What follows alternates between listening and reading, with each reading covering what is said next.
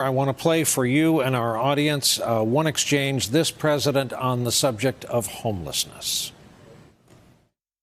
New York City, San Francisco, Los Angeles, they've got a major problem with It's very sad. With filth. Very sad. Why is that? It's a phenomenon that started 2 years ago. It's disgraceful, and we may be. I had a situation when I first became president. We had certain areas of Washington, D.C., where that was starting to happen. And I ended it very quickly. I said, you can't do that. What do you reckon he's talking about there?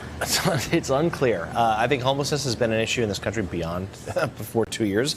And certainly we're not aware of any sort of federal policy that the President Trump and his administration have enacted in Washington over the last year or two to cut down on homelessness there.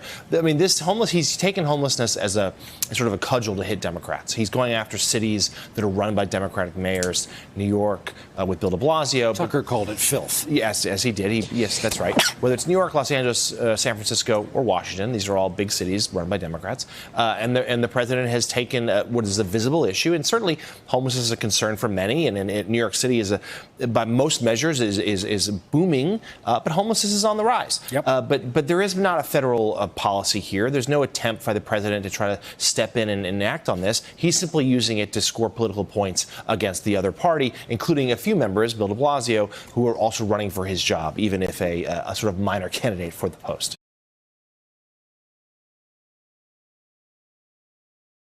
Hey there, I'm Chris Hayes from MSNBC. Thanks for watching MSNBC on YouTube. If you want to keep up to date with the videos we're putting out, you can click subscribe just below me or click over on this list to see lots of other great videos.